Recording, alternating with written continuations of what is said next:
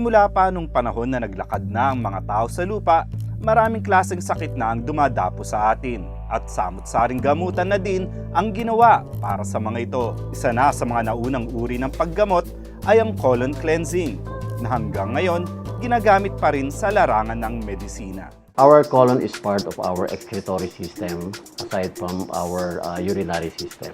Ayon sa pag-aaral, mayroong 65 na klase ng iba't ibang chronic diseases na nagkakaroon ng ating katawan kung madumi ang ating malaking bituka o yung colon.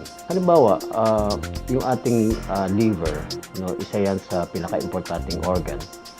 Pagka nasipsip ng ating colon, yung tubig doon sa mga residue na dapat na natin nailabas, babalik yan sa ating liver. Dahil hindi natin nailabas yung mga residue na dapat natin nailabas kinabukasan. Ang pag-cleanse ng colon ay nakakatulong laban sa mga ibang sakit na hanggang ngayon nasa atin pa rin. Kaya nagkakaroon ng diabetes, number one, either masyadong marami tayong nakain na sugar sa ating sistema. Pangalawa, hindi nakakapag-produce ng tamang insulin ng ating pancreas para ma-process yung carbohydrates na pumasok sa ating katawan. Para naman ma-address mo kung ano yung mga chronic diseases, dapat kasi talaga malinis muna yung bituka. Iba't ibang klase ng chronic diseases, halimbawa yung mga psoriasis. Ang tawag natin dyan, they are part of the immune system disorder. In other words, wala talagang direct explanation kung bakit sila nagkakaroon ng problema sa ating katawan.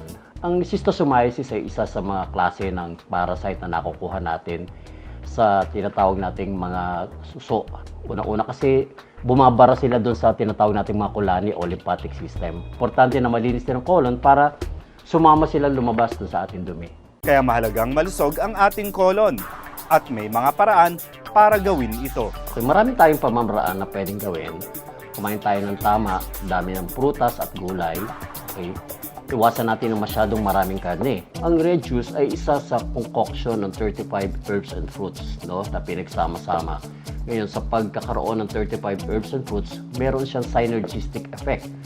Kaya nagkakaroon siya ng mga health benefits. Halimbawa, yung pasyente na may diabetes or pasyente na may psoriasis, pati na yung pasyente na mayroong schistosomiasis na naglalabas ng mga parasite sa ating katawan. Bukod sa pag-inom nito, lumalaki din yung size ng residue na pinag-usapan natin kanina. Kasi nga dahil doon sa residue ng herbs and fruits.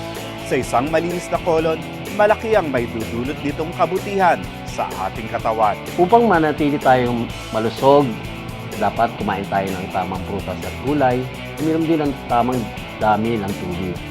Dapat natin tandaan, masarap ang pakiramdam pag malinis ang kalooban. This portion was brought to you by Red Juice.